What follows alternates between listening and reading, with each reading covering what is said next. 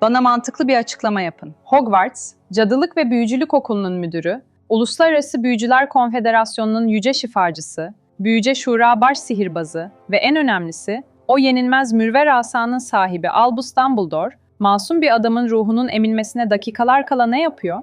Asasını çekip revir kapısını mı kırıyor? Sihir Bakanı Cornelius Fudge, tek bir el hareketiyle etkisiz hale mi getiriyor? Ya da bakanlığın celladı Walden McNair'ın o kanlı baltasını toza mı çeviriyor? Hayır, o gece revirde yaşananları hatırlayın. Kaderin akışını değiştirmek, zamanın dokusunu bükmek gibi yetişkin ve usta büyücülerin bile akıl sağlığını yitirdiği, esrar dairesinin en tehlikeli yasaklarıyla korunan bir görevi, 13 yaşında, henüz reşit bile olmamış, korkudan titreyen, yorgunluktan bitap düşmüş iki çocuğun omuzlarına yıkıyor.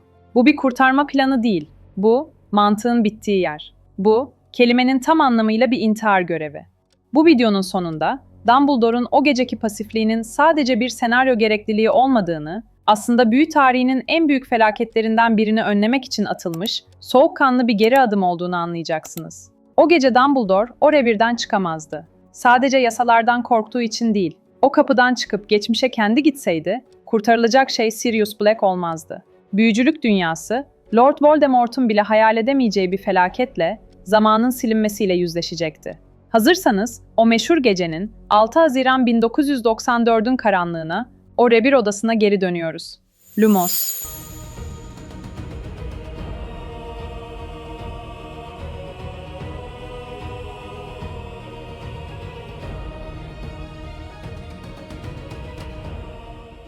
Hogwarts şatosunun duvarlarına vuran ay ışığı, o gece her zamankinden daha soğuktu. Revirin içindeki havayı hayal etmenizi istiyorum. İksir kokusu, korku kokusuna karışmış durumda. Ron Weasley, bacağı kırık bir halde, muhtemelen ağrı kesici iksirlerin etkisiyle kendinden geçmiş yatıyor. Harry ve Hermione ise çaresizliğin en saf, en damıtılmış halini yaşıyorlar. Sirius Black, Batı Kulesi'nin tepesindeki karanlık bir ofise hapsedilmiş. Ruh emiciler kapıda. Ölümden daha beter bir son, ruhsuz bir beden olarak yaşamak, sadece dakikalar, belki de saniyeler kadar uzakta. Ve tam bu anda, umutların tükendiği o saniyede, içeri Albus Dumbledore giriyor. Kitabı okurken hepimiz, Harry'nin hissettiği o rahatlamayı hissettik değil mi? İşte Dumbledore geldi. Her şeyi düzeltecek, asasını sallayacak ve kabus bitecek. Ancak Dumbledore, Harry ve Hermione'ye yaklaştığında, yüzünde o alıştığımız babacan gülümseme yoktu. Gözlerinde o meşhur ışıltı, o yaramaz parıltı sönmüştü. Karşımızda bir okul müdürü değil, satranç tahtasındaki en kritik hamlesini yapmaya hazırlanan, buz gibi bir general vardı. Ses tonu telaşlı değil, aksine ürkütücü derecede sakindi. Onlara savaşmayı değil, zamanın kendisiyle oynamayı teklif ediyordu. Hermione'ye o meşhur talimatı verirken, sesi bir fısıltıdan farksızdı. 3 tur çevirmen yetecektir. Burada durup, bir dedektif gibi olay mahallini inceleyelim. Elimizde ne var? Bir tarafta, bakanlık yetkililerini parmağında oynatabilecek, Voldemort'un bile düello yapmaktan çekindiği tek büyücü. Diğer tarafta ise 3. sınıf öğrencisi 2 çocuk. Dumbledore, Hermione'ye zamanı geri almasını söylerken aslında korkunç bir risk alıyordu. Çünkü o sırada şatonun bahçesinde yüzlerce ruh emici, kontrolünü kaybetmiş bir bakan ve kan arzusuyla dolu bir cellat dolaşıyordu. Eğer Harry ve Hermione geçmişteki kendilerine görünselerdi, eğer o gece en ufak bir hata yapsalardı, sadece Sirius ölmeyecek, zaman paradoksu içinde akıl sağlıklarını da yitireceklerdi. Peki neden? Neden Dumbledore bu riski aldı? Birçoğunuzun aklına gelen ilk cevap şu: çünkü görünmemeleri gerekiyordu. Evet, Dumbledore onlara açıkça uyardı. Görünmemelisiniz dedi. Ama bu kural Dumbledore için geçerli miydi? Görünmezlik büyüsünün, yani hayal bozan lanetinin efendisi olan bir adamdan bahsediyoruz. Dumbledore istese, revir koridorunda kendini bir bukalemun gibi kamufle edebilir, kuleye sessizce uçabilir, kilidi basit bir alohomora ile açıp, Sirius'u sırtladığı gibi okul sınırları dışına cisimleyebilirdi. Tüm bunlar, Hermione'nin zaman döndürücüyle 3 saat geriye gidip olayların ortasına dalmasından, o kaotik zaman akışında hayatta kalmaya çalışmasından çok daha az riskli ve çok daha garantili olurdu. Ama yapmadı, yapamazdı. Çünkü Albus Dumbledore, o gece sadece Cornelius Fudge ile veya yasalarla savaşmıyordu. O gece Dumbledore, en büyük düşmanıyla, yani kendisiyle savaşıyordu. Elinizde mürver asa varken, zamanı geriye aldığınızı, o muazzam gücünüzle geçmişe adım attığınızı düşünün. Gücünüz sınırsız, geçmiştesiniz. Karşınızda bir hata var, düzeltilmesi gereken bir trajedi. Sadece Sirius'u kurtarmakla yetinebilir misiniz? O an, O saniye, içinizdeki o bastırılmış pişmanlıklar uyanmaz mı? Eğer Dumbledore o gece boynuna o zaman döndürücüyü takıp 3 saat geriye gitseydi, belki Sirius'u kurtarırdı. Ama ya duramazsa, ya daha geriye gitmek isterse, ya kız kardeşi Ariana'nın öldüğü güne dönmek isterse, ya Tom Riddle'ın yetimhanedeki odasına gidip her şeyi başlamadan bitirmek isterse, Dumbledore'un o geceki pasifliği korkaklık değildi. Bu, gücün getirdiği laneti bilen, geçmişiyle yüzleşmekten ölesiye korkan bir adamın kendini zincire vurmasıydı. O, Harry ve Hermione'yi seçti çünkü onlar zayıftı. Onlar sadece gözlemciydi. Onların geçmişi kökünden değiştirecek, tarihi yeniden yazacak güçleri yoktu. Onlar sadece akışa uyum sağlayabilirlerdi. Dumbledore, kendi kudretinin zaman dokusunu yırtacağından korktuğu için satranç tahtasına piyonları sürdü. Harry'i bir kahraman olsun diye değil, Harry'nin başka şansı olmadığı için ateşe attı. Ve işte tam burada, bakanlığın kilitli kapıları ardında saklanan, Dumbledore'un ise ezbere bildiği o korkunç dosya devreye giriyor. Birçoğunuzun belki de hiç duymadığı, ancak zamanla oynamanın bedelini kanla ödeyen o isimsiz kahramanın hikayesi. Eloise Mintumble trajedisi. Bize yalan söylediler. Yıllarca izlediğimiz o büyülü beyaz perdede, zaman yolculuğu bize hep tatlı bir macera, zekice kurgulanmış bir bulmaca gibi sunuldu. Alfonso Cuarón, sinematik dehasıyla o meşhur sahnede Hermione'nin boynundaki kolyeyi çevirişini, adeta bir dans koreografisi gibi estetik hale getirdi. Tik tak, tik tak ve her şey düzeldi. Ama kitapların tozlu sayfalarını, özellikle de Esrar Dairesi'nin o soğuk raporlarını karıştırdığınızda, zaman yolculuğunun bir oyun değil, büyücülük dünyasının en tehlikeli, en istikrarsız ve en ölümcül büyüsü olduğunu görürsünüz. Zaman döndürücü bir oyuncak değildir. O, boynunuzda taşıdığınız saatli bir bombadır. Hatırlayın, Azkaban Tutsağı kitabında Hermione Granger o yıl boyunca nasıldı? Filmlerdeki gibi her şeye yetişen, enerjik ve kusursuz bir kahraman mıydı? Hayır. Kitapta Hermione yıl boyunca sinir krizinin eşiğindeydi. Gözlerinin altı mordu, elleri titriyordu, derslerde uyuyakalıyordu ve hatta tılsım dersinde Profesör Flitwick'e bağırıp çağırmıştı. Neden? Çünkü Profesör McGonagall ona o zaman döndürücüyü verebilmek için bakanlığa onlarca referans mektubu yazmış, onun bir model öğrenci olduğuna dair yeminler etmişti. Hermione'ye verilen talimatlar kesindi. Asla başkalarına görünmeyeceksin. Asla ders programı dışındaki amaçlar için kullanmayacaksın. Ve en önemlisi, zamanın akışına asla müdahale etmeyeceksin. Çünkü McGonagall da Dumbledore da bakanlık da şunu çok iyi biliyordu. Zamanla oynayanlar sadece kendi hayatlarını değil, gerçekliğin dokusunu riske atarlar. Peki, bu korkunun kaynağı neydi? Bakanlık neden zaman yolculuğu konusunda bu kadar paranoyaktı? İşte tam burada, tarih kitaplarının dipnotlarına gömülmüş, Hogwarts'ta anlatılması yasaklanmış, o karanlık vaka karşımıza çıkıyor. 1899 yılı, Eloise Mintumble vakası. Eloise Mintumble, Esrar Dairesi'nde çalışan bir söz edilemezdi. Tıpkı bizim gibi meraklı, ancak sınırları bilmeyen bir cadıydı. Bakanlığın o dönemki yasaklarını delerek gizli bir deney yapmaya karar verdi. Amacı sadece birkaç saat geriye gitmek değildi. O, yüzyılları aşmak istiyordu. Ve başardı da. Eloise Mintumble, 1899 yılından tam 500 yıl geriye 1402 yılına seyahat etti. Ancak orada sıkışıp kaldı. Tam 5 gün boyunca Orta Çağ'da o ilkel büyücülük zamanlarında mahsur kaldı. İşte asıl o geri döndüğünde, şimdiki zamana adım attığında çığırından çıktı. Eloise Mintumble, 1899 yılına geri döndüğünde bedeni biyolojik zamana yenik düştü. Geçirdiği 500 yıl saniyeler içinde yüzüne çöktü. Genç bir kadın olarak girdiği o odada, arkadaşlarının gözleri önünde hızla yaşlandı, derisi kurudu, kemikleri toz haline geldi ve oracıkta tarif edilemez bir acı içinde yok olup gitti. Geriye sadece cübbesinin içindeki toz yığını kaldı. Ama trajedi burada bitmedi. Eloise'in ölümü, felaketin sadece başlangıcıydı. Geçmişte geçirdiği o 5 gün, kelebek etkisinin en vahşi örneğini yarattı. Eloise, 1402 yılında etkileşime girdiği, belki sadece selam verdiği veya yolunu değiştirdiği insanlar yüzünden, şimdiki zamanda tam 25 kişi aniden buharlaştı. Öldüler demiyorum, dikkat edin, hiç doğmamış oldular. Varoluşları silindi. Aile fotoğraflarından yüzleri kayboldu, evlilikler hiç yaşanmamış sayıldı, çocuklar hiç dünyaya gelmedi. 25 ruh, zamanın boşluğunda hiçliğe karıştı. Üstelik bu da yetmedi. Zamanın akışı öyle bir kırılma yaşadı ki, o olayı takip eden salı günü tam 2,5 gün sürdü. Perşembe günü ise sadece 4 saatte bitti. Güneş batmadı, saatler durdu. İnsanlar delirme noktasına geldi. İşte Dumbledore o gece revirde Harry ve Hermione'ye bakarken aklında bu vardı. Esrar Dairesi'nin Zaman Odası Başkanı Saul Crocker bu felaketten sonra kesin bir yasa koymuştu. Güvenli zaman yolculuğu sınırı maksimum 5 saattir.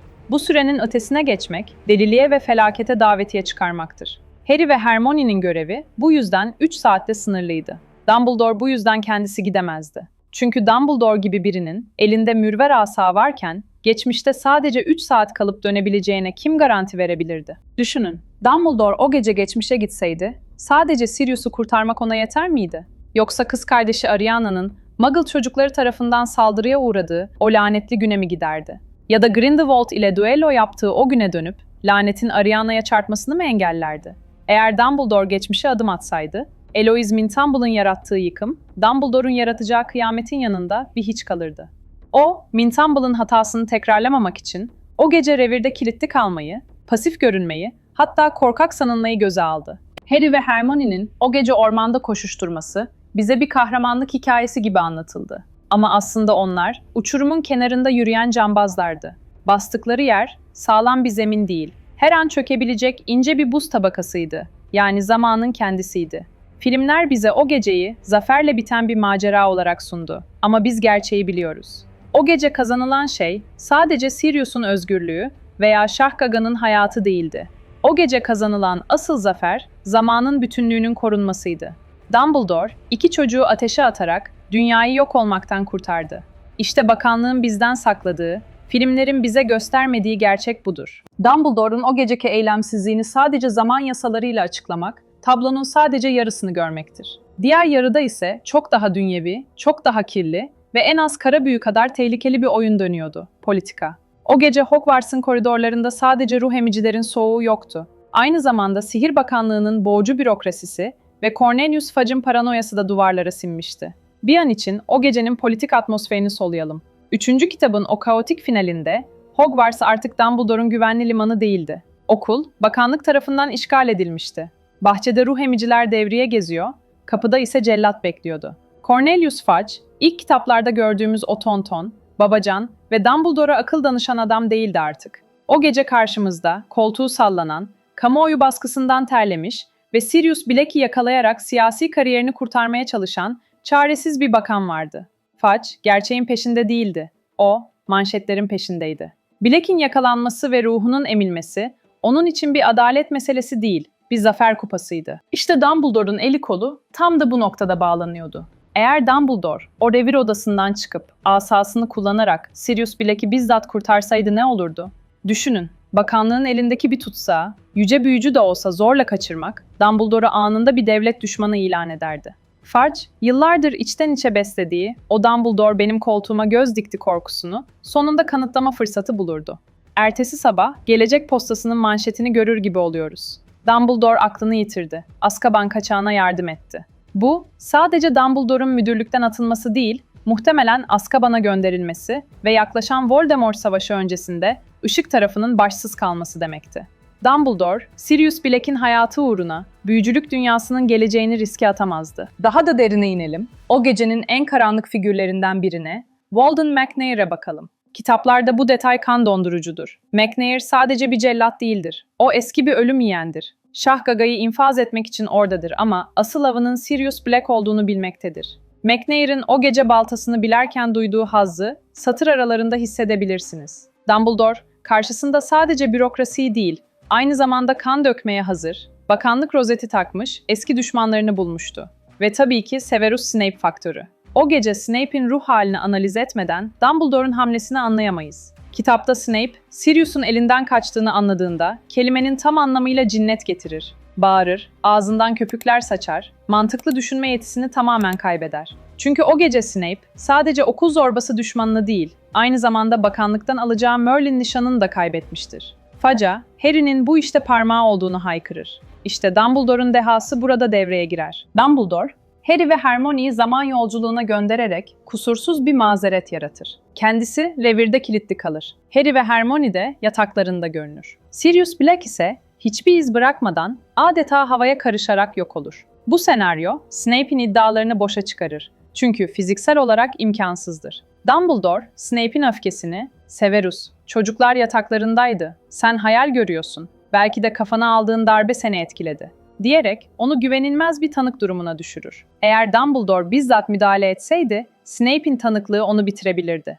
Ama zaman yolculuğu sayesinde Snape'in gerçeği haykırması sadece bir delinin sayıklamaları gibi göründü. Dumbledore o gece bir öğretmen değil, soğukkanlı bir politikacıydı. Fudge'ın burnunun dibinde, bakanlığın en çok aradığı suçluyu, bakanlığın burnunun dibinden kaçırdı. Ve bunu yaparken yerinden bile kalkmadı. O revir kapısını kilitlerken aslında sadece Harry ve Hermione'yi korumuyor, aynı zamanda kendi mazeretini de kilitliyordu. "Ben buradaydım Cornelius," diyebilmek için de her şey. "Tüm gece buradaydım, çocukların yanındaydım, hiçbir yere gitmedim." Bu, inkar edilemez bir savunmaydı. Filmlerde Michael Gambon'un Dumbledore'u o sahnede biraz fazla hareketli, biraz fazla heyecanlı resmedildi.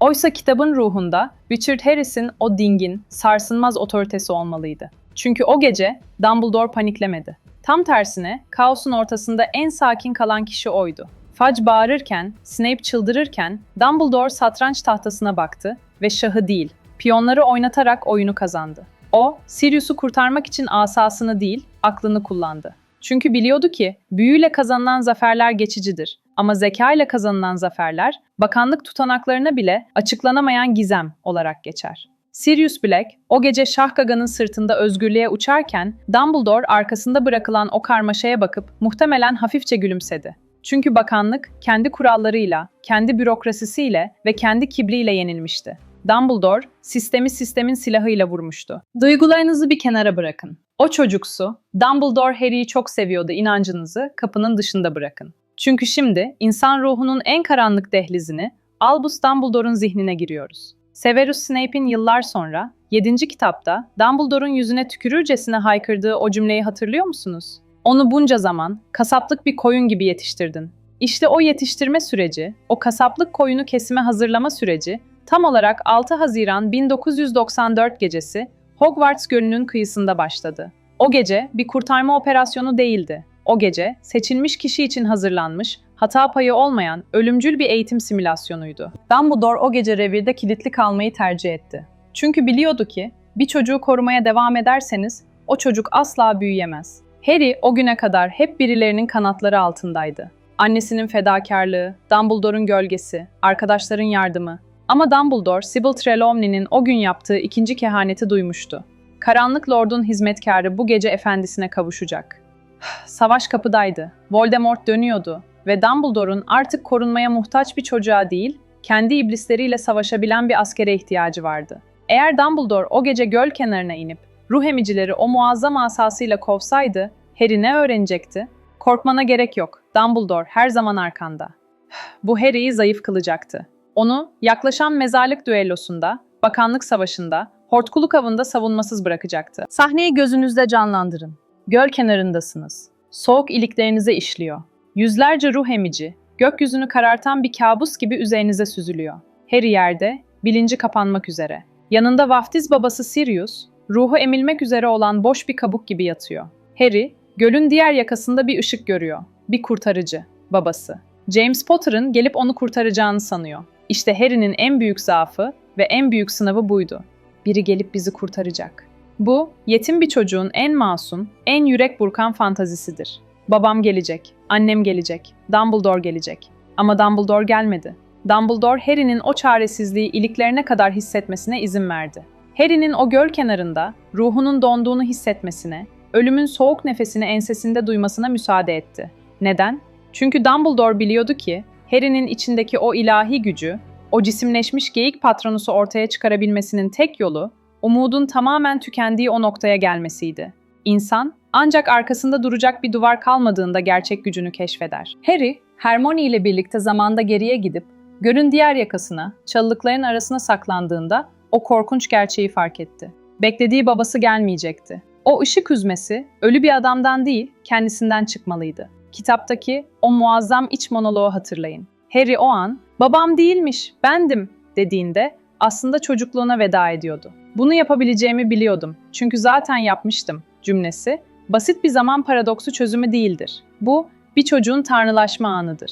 Harry o an, asasını kaldırıp, "Expecto Patronum," diye haykırdığında, sadece ruh emicileri kovmadı. İçindeki o kurtarılmayı bekleyen kurban psikolojisini de parçaladı. Dumbledore'un planı o kadar acımasız ve o kadar kusursuzdu ki tüyleriniz diken diken olmalı. O, Harry'i o gece ölüme terk etti. Eğer Harry başaramasaydı, eğer o Patronus'u çağıramasaydı hem kendisinin hem de Sirius'un ruhu emilecekti. Dumbledore bu riski satın aldı. Çünkü Voldemort'un karşısına çıkacak olan çocuk, ruh emicilerden korkan, bayılan, çikolatayla kendine gelen bir çocuk olamazdı. Ölümün yüzüne gülerek bakabilen, kendi ışığını kendi yaratan bir savaşçı olmalıydı. Dumbledore o gece revirde otururken muhtemelen saatin tiktaklarını dinliyor ve soğukkanlılıkla bekliyordu.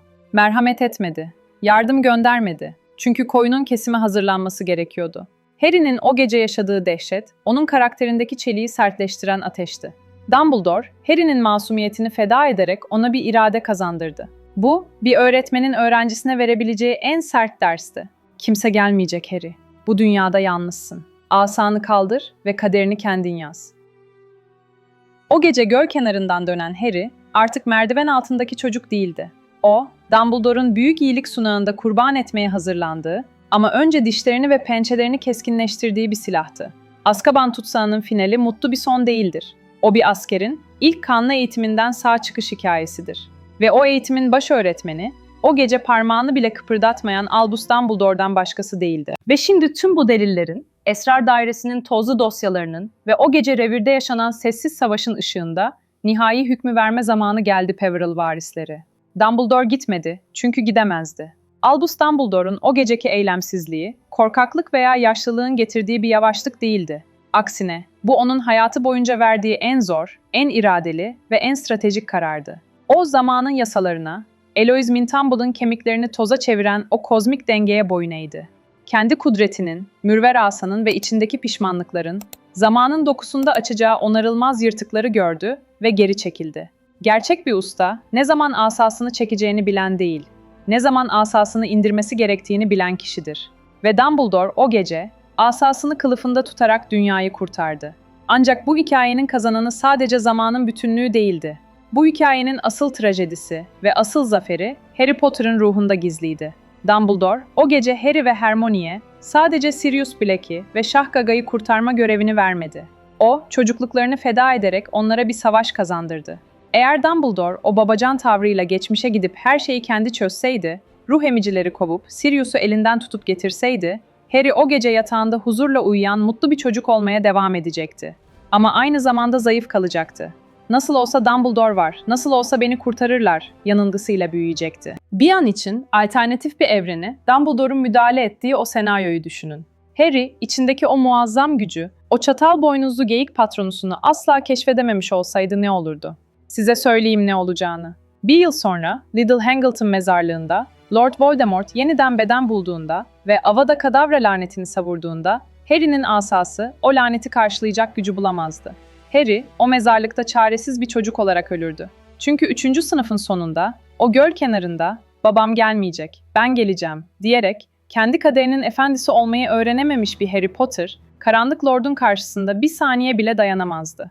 Dumbledore bunu öngörmüştü. Harry'nin hayatta kalması için Harry'nin ruhunun bir parçasının o gece o göl kenarında donması gerektiğini biliyordu. Bu acımasızcaydı, etik dışıydı.